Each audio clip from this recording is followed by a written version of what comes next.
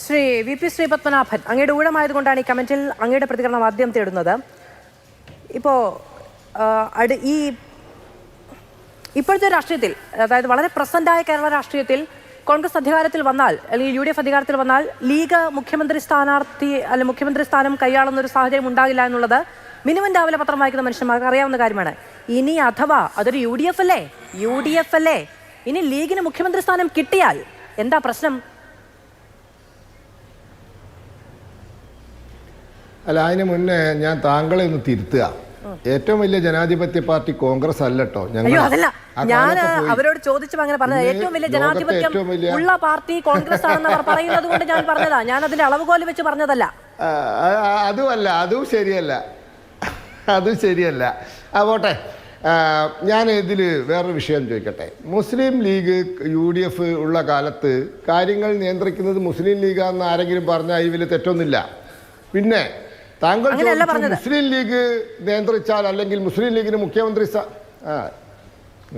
താങ്കൾ പറഞ്ഞു മുസ്ലിം ലീഗ് അഥവാ നിയന്ത്രിച്ചാലും മുസ്ലിം ലീഗ് കാര്യങ്ങൾ മുഖ്യമന്ത്രി ആയാലും അതിലെന്താ കുഴപ്പം എന്നാണ് ഞാൻ ചോദിക്കട്ടെ. അങ്ങനെ പറയുന്നതിൽ എന്താ കുഴപ്പം? UDF അധികാരത്തിൽ വന്നാൽ മുസ്ലിം ലീഗ് കാര്യങ്ങൾ നിയന്ത്രിക്കും. ഞങ്ങൾ എല്ലാ തെരഞ്ഞെടുപ്പിലും പറയുന്ന, ഞങ്ങൾ 2016 പറഞ്ഞിട്ടുണ്ട്, 21 പറഞ്ഞിട്ടുണ്ട്, 11 പറഞ്ഞിട്ടുണ്ട്, 6 പറഞ്ഞിട്ടുണ്ട്, 1 പറഞ്ഞിട്ടുണ്ട്, അതിന് മുമ്പേ പറഞ്ഞിട്ടുണ്ട്, നാളെയും പറയും. UDF കേരളത്തിൽ അധികാരത്തിൽ വന്നാൽ മുസ്ലിം ലീഗാണ് കാര്യങ്ങൾ നിയന്ത്രിക്കുക. അത് ഞങ്ങൾ 100 വട്ടം ആവർത്തിച്ച് പറയും. അതിലെന്താ തെറ്റ്?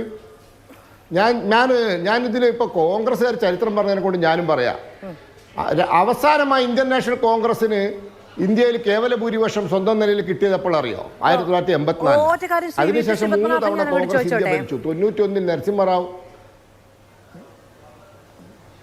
ഞാൻ ചോദിച്ചോട്ടെ, ഇപ്പം അതിലെന്തെങ്കിലും പ്രശ്നമുണ്ടോ എന്നുള്ളത് അവിടെ നിൽക്കട്ടെ. അതിനപ്പുറത്ത് ലീഗിന്റെ ഒരു നേതാവ്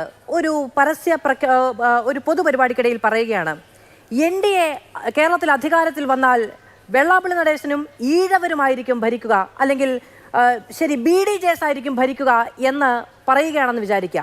അത് നിങ്ങൾക്ക് കുഴപ്പമില്ല, കുഴപ്പമുണ്ടോ എന്നറിയാൻ ഒരു കൗതുകത്തിന് ചോദിച്ചാ. അല്ല, ഞങ്ങളതല്ല എന്ന് പറയും. അതല്ലേ ചെയ്യേണ്ടത്. ഇതെന്തോ വലിയൊരു പാതകം. മുസ്ലിം ലീഗ് കോൺഗ്രസ് UDF അധികാരത്തിൽ വന്ന മുസ്ലിം ലീഗ് നിയന്ത്രിക്കുന്നു പറഞ്ഞാൽ അതൊരു പാതകമൊന്നുമല്ല, അതൊരു രാഷ്ട്രീയമാണ്. അത് പറയുമ്പോൾ അങ്ങനെയല്ല എന്ന് പറയണം. അതല്ലേ ജനാധിപത്യം. ഞങ്ങൾ അധികാരത്തിൽ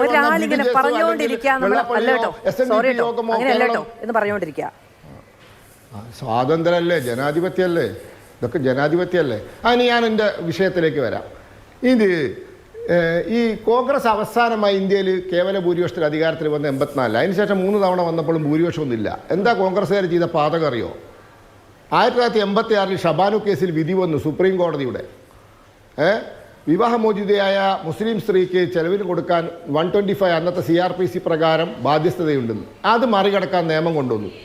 1986 ആക്ട്, രാജീവ് ഗാന്ധി കൊണ്ടുവന്ന ആക്ട്. അതിനുശേഷം കോൺഗ്രസിന് ഇന്ത്യയിൽ ഭൂരിപക്ഷം കിട്ടിയിട്ടില്ല. ഭരിച്ചിട്ടുണ്ട് കേട്ടോ 3 പ്രാവശ്യം. പിന്നെ കോൺഗ്രസിന് ഇന്ത്യയിൽ സ്വന്തം നിലയിൽ ഭൂരിപക്ഷം കിട്ടിയിട്ടില്ല. ലാസ്റ്റാണ്, പിന്നെ കിട്ടിയിട്ടില്ല.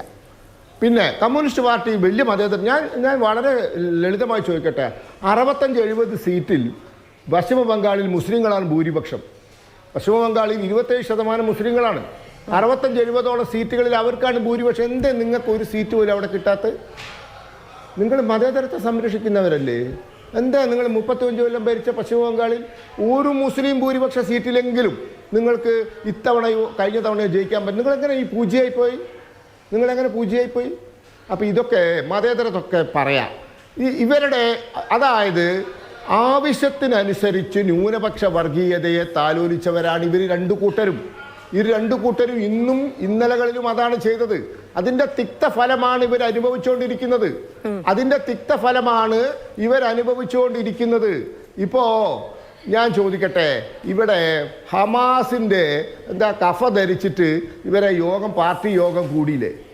എന്നിട്ട് നിങ്ങൾക്ക് ഈ കഴിഞ്ഞ തദ്ദേശ സ്വയംഭരണ സ്ഥാപന തെരഞ്ഞെടുപ്പിൽ ഒന്നും കിട്ടിയില്ലല്ലോ. നിങ്ങൾക്ക് ഈ മലബാർ മുഴുവൻ നിങ്ങളുടെ കയ്യിൽ നിന്ന് മിസ്സായി പോയല്ലോ. ഒരിക്കലും നഷ്ടപ്പെടാത്ത കോഴിക്കോട് ജില്ലാ പഞ്ചായത്ത് വരെ പോയല്ലോ. എന്ത് പാടാണ് കമ്മ്യൂണിസ്റ്റ് പാർട്ടി ഇതിൽ നിന്നൊക്കെ പഠിച്ചത്? ഇവിടെ നിങ്ങൾ ലെക്ചർമാരാവുകയാണ്. എന്തിൻ്റെ? നിങ്ങൾ പാലിക്കാത്തൊരു തത്വത്തിൻ്റെ. ശരി, ഓക്കെ. നിങ്ങൾ പാലിക്കാത്തൊരു തത്വത്തിൻ്റെ അഡ്വക്കേറ്റ്സോ ലെക്ചർമാരോ ആവുകയാണ് നിങ്ങൾ. ഇതാണ് നിങ്ങളുടെ കുഴപ്പം. നിങ്ങൾ ഇതൊന്നും പാലിക്കുന്നവരല്ല.